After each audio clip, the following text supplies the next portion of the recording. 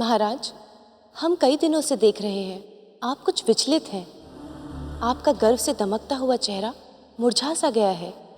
महाराज, आप ही नहीं, हमें भी अनेक चिंताओं ने घेर रखा है। आपको कौन सी बात की चिंता है महाराज? आपकी हर चिंता दूर करने के लिए हम हैं ना। आप हमारी चिंताओं को दूर नहीं कर सकते महाराज। क्या कहना चाहती हैं आप? हमारे सुहाग का सिंदूर वहां गिरा पड़ा है। आपका राजमुकुट अभी कुछ क्षण पहले धरती पर पड़ा था। यही नहीं, हमें हर दिन हर पल अपशगुन दिखाई देते हैं।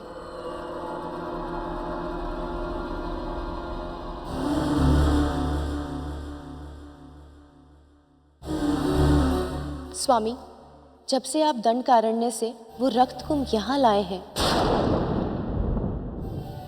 तभी से ये अपशगुन होने आरंभ हुए हैं।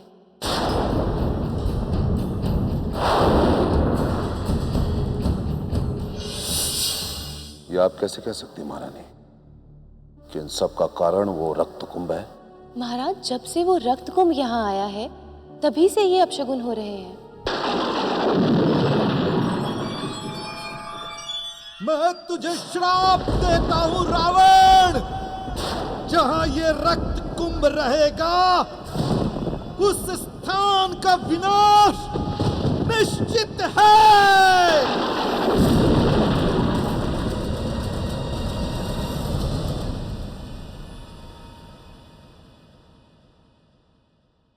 स्वामी, आप वो रक्त कुंभ यहाँ से हटवा क्यों नहीं देते? आप रक्त कुंभ की चिंता मत कीजिए महारानी। हम काल को भी अपने वश में कर सकते हैं। हम यमराज को उसी के यमपाश से बांध सकते हैं। कुछ नहीं होगा हमें। रावण है हम, रावण।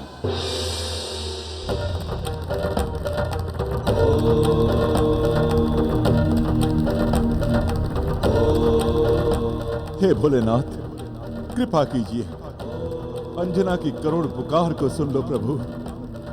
वो अब तक तप कर रही है प्रभु। अब उसकी और कठोर परीक्षा मत लो।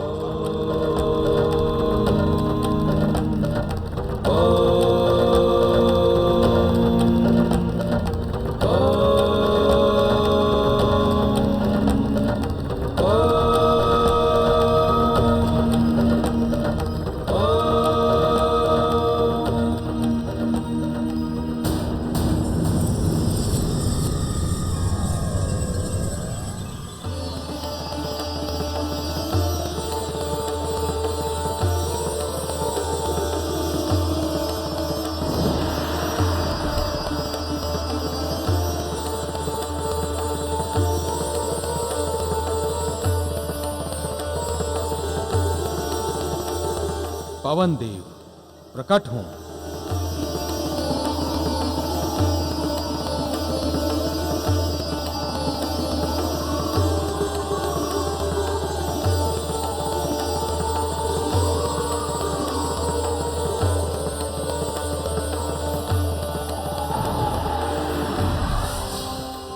प्रणाम भोलेनाथ।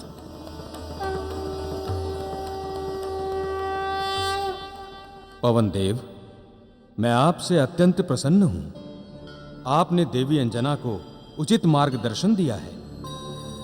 अब आपको मेरा और एक कार्य करना होगा। आज्ञा दीजिए प्रभु। पवन देव, आप बिना बाधा के किसी भी स्थान पर आने जाने में समर्थ हैं। जल, थल, आकाश, पर्वत, वन, आपके लिए कहीं कोई रुकावट नहीं है। अतः आप ही मेरे इस ज्योति रूपी अंश को देवी अंजना की गर्भ में स्थित करें। पवन देव, ये वही अंश है जिसके लिए मैंने आपको पिता कहलाने का आशीर्वाद दिया था। प्रभु, वानर राज केसरी इसके पालक पिता कहलाएंगे, किंतु ये आपके पुत्र के नाम से भी जाने जाएंगे। पवन सुत, मारुति नंदन आदि नामों से ये प्रसिद्ध होंगे। मैं धन्य हो गया प्रभु। मैं कृतार्थ हो गया। मैं भी इसे अपनी समस्त शक्तियां प्रदान करूंगा। लाइए प्रभु।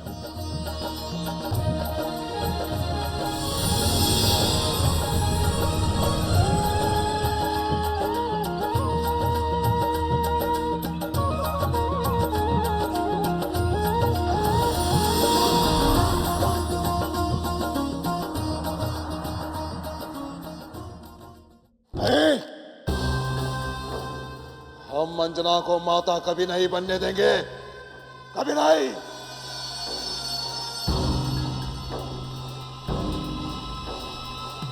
कभी नहीं।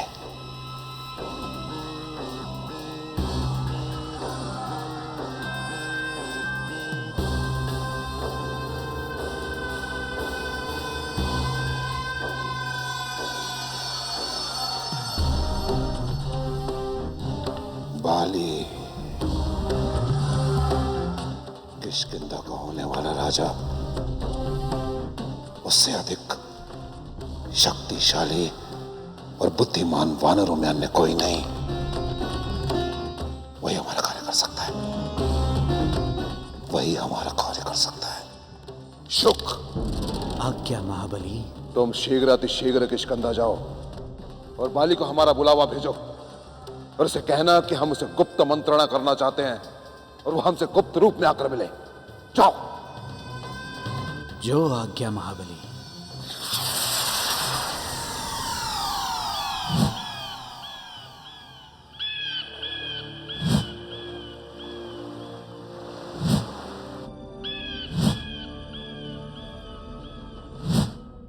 युवराज बाली की, युवराज बाली की, युवराज बाली की, युवराज बाली की।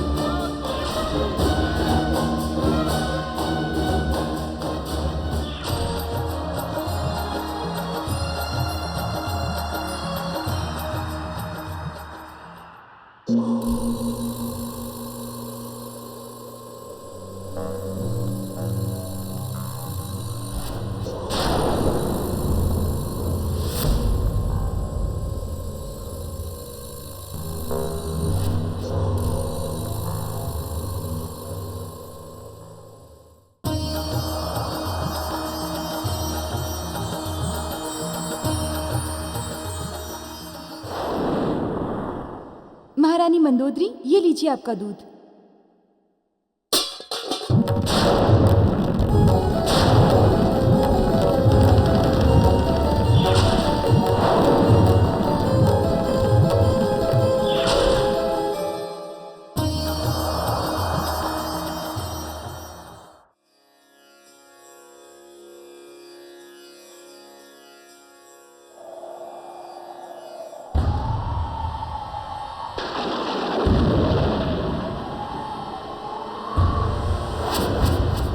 हे प्रभु, ये कैसा अपशकुन?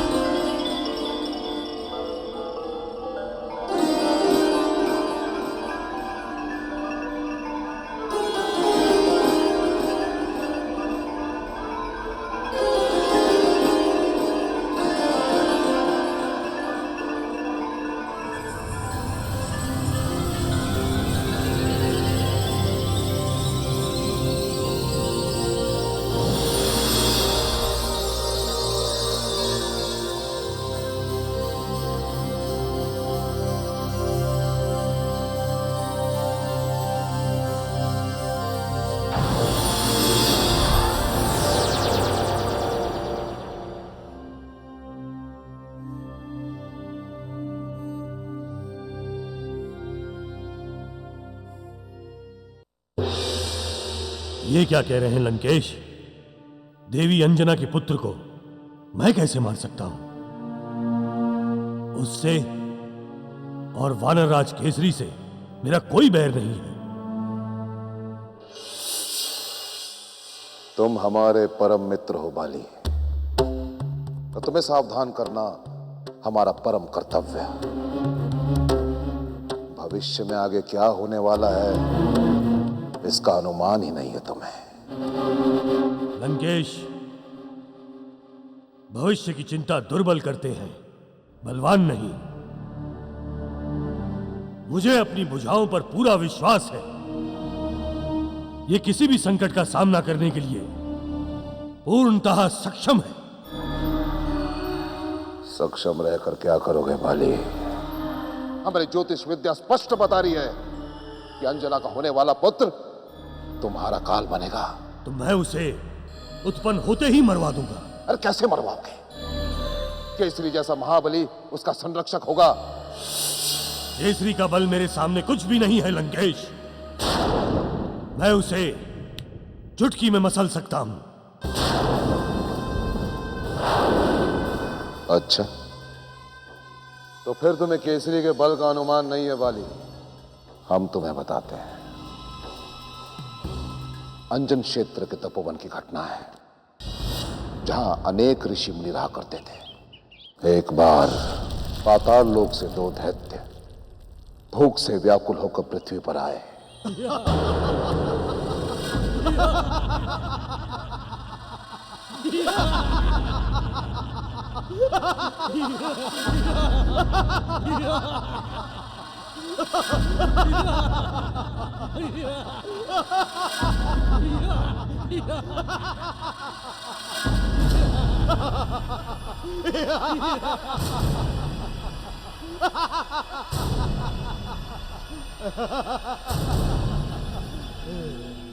रक्षा करो।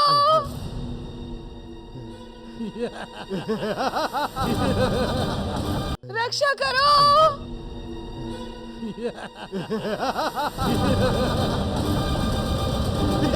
तभी केसरी ने उन विशाल असुरों पर प्रहार किया और अंजना को बचा लिया।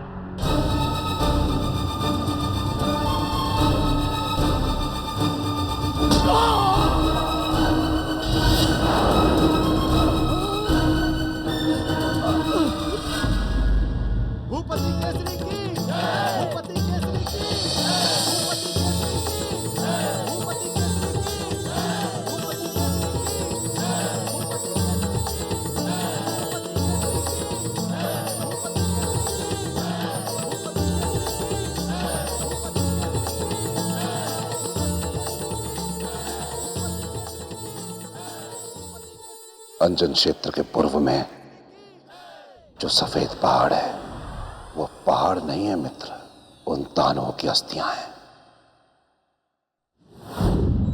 अब तुम ही सोचो मित्र, केसरी का बल और मतंग ऋषि के आशीर्वाद की शक्ति के मिलन से जो पुत्र उत्पन्न होगा वो कितना शक्तिशाली होगा, कितना बलशाली होगा, तुम ही सोचो।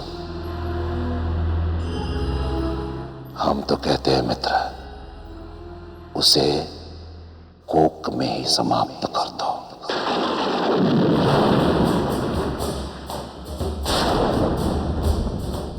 कोक में ही? कोक में मैं कैसे मार सकता हूं उसे?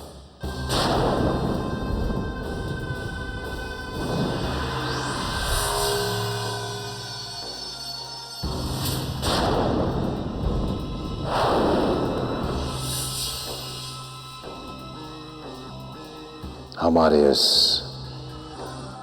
मायावी तीर से मित्र।